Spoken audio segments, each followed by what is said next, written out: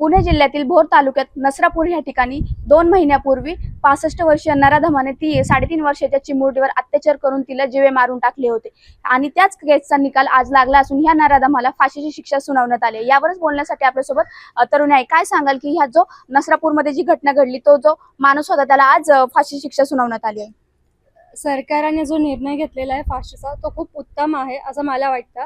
कारण हे फाशीची जी शिक्षा झाली त्याच्यावरनं लोकांमध्ये एक भीती राहील आणि असं वातावरण कधी परत होणार नाही ह्याची लोक काळजी पण घेतील।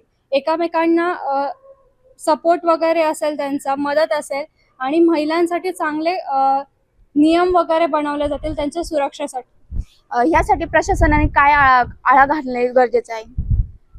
जे पण आतापर्यंत केसेस जे झालेले आहेत त्याच्यावरती हा एक उदाहरण बनेल सगळ्यांसाठी चांगला वाला। आणि प्रशासनाने महिलांसाठी चांगले कडक कारवाई वगैरे करून त्या सुरक्षेसाठी ते बनवले पाहिजे नियम।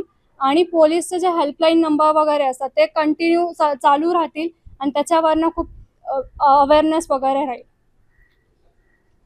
जी 2 महिन्यापूर्वी नसरापूरमध्ये ही घटना घडली होती, ह्याच नराधमाला आज फाशीची शिक्षा सुनावण्यात आली आहे आणि जो न्यायालयाने हा निर्णय दिलेला आहे हा पूर्ण समाजासाठी एक उत्तम उदाहरण म्हणून ह्या निर्णयाकडे बघण्यात येईल। इथून पुढे काही अशा जर घटना घडल्या तर जो कोणी हा नराधम ह्या गोष्टी करेल त्याला फाशीची शिक्षा सुनावण्यात यावी अशी भावना नागरिकांकडून व्यक्त करण्यात येत आहे।